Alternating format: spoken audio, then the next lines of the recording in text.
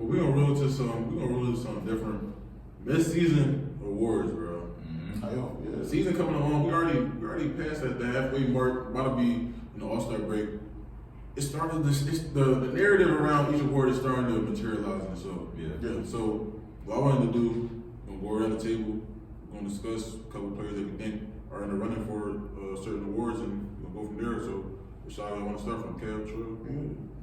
I want to run real quick. Let's start with Rookie of the Year. Do we want to go who we think is our leader or who we think is in the right? If the season ended today, If the season ended today, I would go Victor Wembanyama for Rookie of the Year. I think he's taking the lead away from Chet. Just for the simple fact that he's doing this with certain minute restrictions throughout the year. He's starting to find a home. He's starting to figure out his way in the league. Maybe in the first 30 games, even though he played pretty well. Now he's starting to, okay, now I can do this more. Okay, now I can be at the rim more. It's an easy bucket. His counting numbers are becoming really good. If you would have, did this, if the season was maybe a little month after, you could have made an argument he could have been an all-star, in my opinion. Defensive Player of the Year candidate. Defensive Player of the Year candidate, so he will be my Rookie of the Year. Okay. Yeah. My Rookie of the Year will be Chet Holmgren. Okay. Oklahoma City Thunder. I'm not mad at it. Him being that addition to the OKC this season has been a big addition, a big reason why they went from a playing team to, like you said, top of the West. What he's doing on both ends of the floor. People don't talk about his defense enough. The length that he provides for that OKC team. And the bucket again that he's providing for them too at the big man spot is crazy. I'm not gonna lie. Wemby is for sure doing his thing in San Antonio too, but I prioritize winning. Not saying he's not a winning player, but what Chet's doing for the Thunder is helping them win games. Arguably some nights playing better than a player that we're gonna go to later that might be in MVP talks. So I would go Chet. He's leading the way for me. So that would be my pick if the season ended today. I'm gonna go with Wemby, just based off the fact of what he's already doing. Defensively, he's a monster. The fact that he's averaging a block and a steal is crazy. I'm not even gonna lie. Not only that, I'm not gonna say he's dominating the offensive game, but he's a very good offensive player, mind you. His teammates barely even look at him. His teammates barely look at him. You have to wait till Trey Jones get in the game for him to really get an offensive impact in the game. I'm not even gonna lie. You got Vassell, who's a scorer at best. He's not passing. He's not really going to pass you the ball like that. Jeremy Sohan, I don't really think I need to talk about him enough. You know what I mean? He's not even getting the ball like that. And he's still putting up around 18, 20.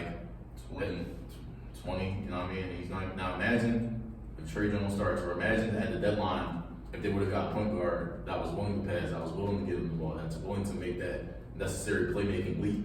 To Wemby to get that leap, might be having some different talks. But yeah, I got him Rookie of the Year for sure.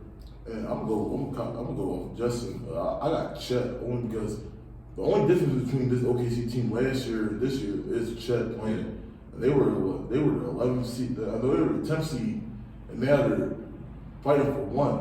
And his impact, like I said, the minute he goes down, OKC is not even scary to me at all. Right. He's that defensive anchor in his first technical NBA year, so I gotta give it to him. I like Wemby a lot, but I don't know, Pop been giving him the low management treatment. I'm not liking it. I feel like you only 19 years old to play that, man. Right. Pop telling him you can't play back to back. It's bro, it's only your first year, bro. It's an interesting situation. I wouldn't be mad if Chet gets that at all. But let's move into the 6th man of the year. For me personally, I have Tim Hardaway. I don't think there's too many other people in the running this year in general. Maybe Malik Monk, but I'm gonna go Tim Hardaway. I'm gonna go with Brody, Russell Westbrook. I feel like him embracing the role of coming off the bench, starting the season as a starter, and him taking the 6-man role and making the most of it on a Clipper team that's arguably the best team in the West. He's been making a real impact off that bench, so I'll definitely give it to Russell Westbrook. I'm gonna give it to Norman Powell. And the reason I like Norman Powell is because Westbrook is on the same team, but Westbrook sometimes will close games. You can trust Norman Powell to close out a game for the Clippers. I'm not even gonna lie. He brings that offensive firepower. You can call him a foul merchant. I think being a foul merchant is a skill. I'm not gonna lie. Being able to foul big is a really impressive skill. There will be times where the Clippers can go on a drought. Norman Powell can pick it up with a 3 or a good foul to keep the Clippers in the game. I trust Norman Powell with a lot of stuff when it comes to the Clippers, especially closing fourth quarters. I think closing the fourth quarter, I'm not going to say it's a huge difference when it comes to being a 6-man, but like if you're a 6-man of the year, they're going to trust you to close out a game. So I got no on that, sure. I'm gonna go with Justin. I'm going to Brody. I feel like Russell Westbrook really embracing that role. The stats are not going to wow you, but if you watch Clipper games, there's so many times where the Clippers start off. Troy, you can attest to this. They start off very slow. The Clippers will start off a game down 15-0 against the Pistons, for example, and Russ will come out in the game 2 buckets of steal and assists, and now we have a game. They played Brooklyn the other day, and they were in small ball with Russ at the center guard Nick Claxton. He had 2 blocks from Nick Claxton. He picking up the pace, making Kawhi and PG run. I feel like anytime the Clippers had that slow start and we don't got it, Russ is that spark. He's that instant, like, almost diet triple-double. Right. He's gonna give you he's not gonna give you a triple-double like that anymore, but he'll give you 7-5-5. Right. Do I like all the decisions he do? No, but defensively, we have to talk about him being the top 5 defensive guard this season. He's been taking on that challenge. Opponents not shooting more than 40% against him, so that's my line. Okay, now we're gonna go straight into defensive player of the year. I have Rudy Gobert. I think OG would have had a case if he wasn't gonna miss some time. That's Also want to shout out Wemby and AD and Chet for that matter. I think those 5 are probably gonna be the top 5 candidates. If we're gonna go coach of the year, I'll start this one off. okay. I'm gonna give my coach of the year award to Mark Daigneault of the Oklahoma City Thunder. I feel like what he's done with that group, changing that whole nucleus around to being a young team in a rebuild to now being a serious team that can make a real push in the postseason. He's really changed that group a lot, and he's really empowered most of their young players. Shea Gilgeous-Alexander, J-Dub, Chet Holmgren, Isaiah Joe. You know, I feel that one the most. But I think former Sixer, Sixers out there on more. and still rookie Casey Wallace and Josh Giddey, they all been hooping like as a unit. And I'm not gonna lie, like what he's been doing, he stayed down with that team when they were rookies, when they all coming out the draft. Now they like most of them in their second, third, fourth year, they coming out to be real players. They really haven't missed on many picks too. So I'll give him the coach of the year now. I'll go Chris Finch. For the Timberwolves. Yeah, I'm just gonna go with him because obviously we all clowned the Rudy Gobert trade just a year ago. We thought it was ridiculous, and if you look at them now, they're fighting for the 1 seed, as we keep saying, with a few other teams. I don't know if we could have imagined them being this good. I don't know if anyone had them as a top 3 seed. So that's what I'm gonna go with. I'm not gonna lie, I go back to that preseason episode all the time. We're gonna have to really pull that back. Yeah, Cause bro, what you talking? It sound like y'all didn't know y'all didn't have Timberwolves. I'm going Mark Daigneault for similar things with Justin saying, but the poise that the OKC Thunder shows in the fourth quarter, they're the second youngest team in the league, which is ridiculous when we really think about it. They're fighting for 1 seed, so this core they can keep together is going to be like raising hell in the West for the next 5 to 10 years. Like Mark Daigneault they had J-Dub's only a second-year player, and we're talking about him being already like a great number 3 piece. Like we usually see the second year of sophomore slumps. He got way better. Way better. I call him a little baby Paul George, where he can create a shot off the dribble, he can shoot. He's really crazy, and like I said, in the fourth quarters against teams like Boston, the Nuggets, the Lakers, they look like the most poised team like they've been here before. And they get the stops, they get the right shot, and I'll give it to him. I'll give it to Chris Finch. I really like what Bro said. We all laughed at the Rudy Gobert trade. 5 first-round picks was kind of ridiculous, I'm not going to lie. But they made do with a lot of the stuff that they had, like with the bench, right? We all say Minnesota doesn't really have a good bench, they're still winning games. You see the fact that Anthony Edwards is given a true point guard, and Mike Conley, look how his game has increased. You look at Cat, a lot of people don't even look at Cat when we're talking about good big men in the league. And Cat's putting up like what, 22 a game, maybe 20 a game? Rudy Gobert, defensive monster. We all knew this though. We all knew how good defensively Rudy Gobert was. But he's really making an impact this year just because he also has some years on the line. They were 8th seed the 1 seed currently right now. Also, you can even tell the culture shift, bro. Yeah. The culture has changed in Minnesota, bro. I was like, the only reason why I didn't give it to Chris Finch because the Timberwolves had some bad losses. And it's kind of like losing to the Hornets when Cat Cup 60 was bad. Losing to the Spurs is kind of like, I mean, you get like little losses like that is why. Every team has a bad loss. You know what I Yeah, mean? that's true, but it's certain losses where I'm like, we should. Yeah. For sure. Yeah. Okay, if we're gonna move on to the most improved player, I had a few candidates. For me personally, I don't think Maxey would be my most improved because I knew how good he could be if just given an opportunity. He showed plenty of flashes last year with Harden that I know he could average 25. I legitimately thought that, but I'm gonna go Kobe White, but second, and someone who's coming on is Jonathan Kuminga. I feel like if he gets more tick throughout the year and for the rest of the year, I feel like he could become a permanent starter and someone who can win this award. Actually, as they've been kind of catch on the Warriors or find their groove a little bit, he's been one of the main participants. He's averaging like 15 over the last however many games, obviously playing great defense. So I just want to shout him out. But I think Kobe White, if it ended today, he would be my most improved. That's not bad. I'll say the same thing. Yeah, I'll agree with Kobe White. But player I would put in there is Jalen Williams.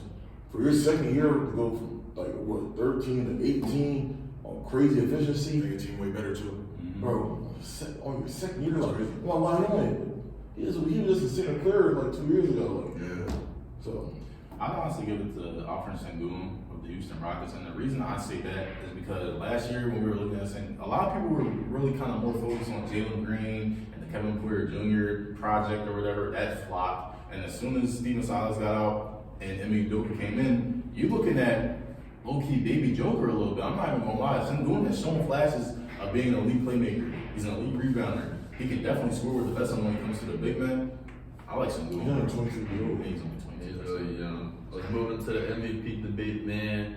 I have actually a two-way tie right now of the season ender right now. I would go with SGA and Jokic. I feel like those two are top performers in this league. SGA averaging 31, 6, and 5 is still somehow being underappreciated. We talk about Chet a lot, but we're not going to mention this dude's probably most likely going to make his first team All-NBA for the second year in a row. What he's doing, man, is just nothing short of amazing, and I think we should shout him out a little more in this discussion. Jokic, I don't gotta go. We don't gotta go too much. We really don't. I'm gonna go Kawhi Leonard. Yo, I'm not gonna lie. I was about to say that Let too. me tell you why. I'm not gonna lie. I think Oh, wow. a lot of people can talk about Oh, that's not Kawhi crazy. in terms of the players that he's playing with. But one thing I think about the Clippers is as good as we talk about them, as highly we talk about them, with Kawhi on the lineup, they're not that good. I'm just gonna be completely honest. They take a real drop in production. And obviously a player like his caliber not being in the lineup, it's always gonna come, but I'm just gonna call it what it is. We talk about Russell Westbrook coming off the bench, Paul George was saying James Harden playmaker. They be looking clueless without Kawhi sometimes. I'm not even gonna lie. When Kawhi's in that lineup, the efficiency, the clip that he's shooting at, and the deep, he's still playing defense. It's not being talked about as much, but he's still guarding the best player when it matters. I know Terrence Mann gets that assignment most of the time, but when it matters in the fourth quarter, Kawhi Leonard gonna guard the other team's best player. He's gonna hit the time. Talk about timely shots, bucket getter, even moving the ball, leading the team. Like I'm not gonna lie, I give Tyronn Lue a lot of credit. He was definitely in my finalists when it comes to Coach of the Year. But Kawhi Leonard stepping up as a player and calling it how it is. Even when they win big games, he in the press conference talking about, yo, we ain't do good enough. I'm not gonna lie, we blew a team out. Yo, we ain't do good enough. We went all talent. Kawhi Leonard's having a sneaky good year. And honestly, I would have gave it to SGA. He's leading a good OKC Thunder team. And Jokic is Jokic. I feel like what Jokic is doing is so regular to me that now you got to do more for you to be above and beyond other players to win the reward. Kawhi Leonard, a lot of people have been shitting on Kawhi the past couple years because he hasn't been playing, hasn't been in the lineup, hasn't really been making much of a needle moving impact for the Clippers. But now you see this year, he's been playing so many games. He just stayed in the lineup. He gonna be over 65 when the season ends. So that's my pick. I feel like we gotta start being a little bit more creative when it comes to our picks because I feel like not saying that y'all picks wasn't creative, but I just feel like Jokic is like year after year. Once you hit a certain point, you're gonna start getting the LeBron effect for me, where it's like that's what you do. That's what I'm expecting. Which is no problem. It's not a problem. I'm just not wild anymore because I know how great of a player you are. And he showed that last year playoffs. So before anyone go again, I just want to mention that I still do believe MVP award is still just a little bit overrated as an award in itself. Because for a player like Jokic and LeBron and KD, you could literally give this award to them every year. Like you can make a case for them every year. But it's the voter fatigue, the politics, the things of that nature. So that's what I'll say. And definitely we should shout out Kawhi Leonard. I've always been a pretty big Kawhi fan. I always would say that he's still a top 7 player through all his injuries. And people call me crazy, but it's glad to see that people are seeing that he only missed 4 games this season, that he's still that guy and he's still really good.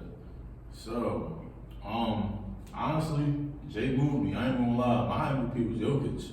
But saying all that, I'm gonna have to go Kawhi, bro. Everyone's biggest thing with Kawhi is health, right? Mm-hmm. Healthy this, healthy that. Kawhi gotta get healthy for the Clippers to do anything. Kawhi has to be able to do certain things for the Clippers, but he can't because he's not healthy. Kawhi's only missed 4 games, ladies and gentlemen. He hasn't shown anything different. You know what I mean? Beginning of the season, I said if the average was over him. At the time, he was. I ain't gonna lie. But as of right now, Kawhi Leonard is an absolute monster. I remember a friend telling me back in the day, Kawhi doesn't dominate the game.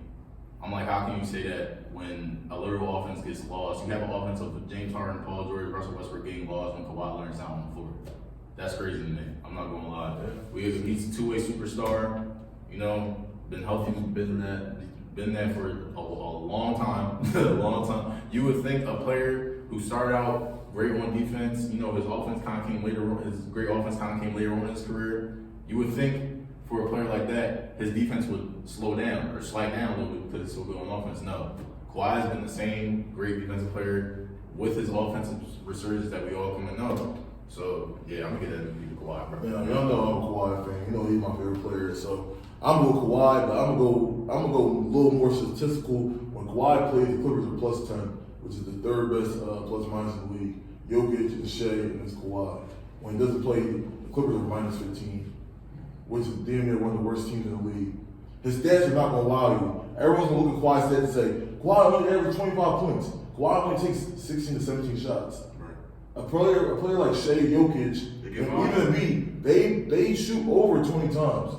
Especially at the line, too. At the line, Kawhi only shoots 3 free throws a game. He makes the most accounts. If he averaged 10 free throws a game, we'll be talking about him being a 30 point per game scorer. He's averaging 50, 50, 90 in the last like 20 games. Not 50, 40, 90. 50, 50, 90, like, bro, I feel like the 3-point shooter is not getting talked about enough. He's one of the best 3-point shooters in the league. One of the best defenders. He's having a steal and a half and a block a game. Right. So still giving the all defensive type of defense. Mm-hmm. He's having a turnover a game. Mm-hmm. So like, when we talk about like, he's not scoring the most. He's not giving 35 a game. Right. He's giving you an efficient 25, great defense, great rebounding. Like he's the ultimate. Like he's an efficient player. Wherever you want the spot up, you want to hit the mid range, you want to shoot these threes, you want to play defense, you want to rebound. They gotta play small ball 4, small ball 5, and this shit in offense. Like you said, James Harden, Paul George, when they don't have it, Kawhi gonna do a step back 3, and everyone's like, yo, what the hell is that? Obviously, he's not gonna win the award because that's not how you win the award. When you got all stars on your team. Hall of Famers on your team, a great coach, not gonna win an award, but I just said that because he's my favorite player. The fact y'all agree, I respect it. But if I go for my money in the award, probably should. Yeah, man. Definitely shout out Kawhi Leonard.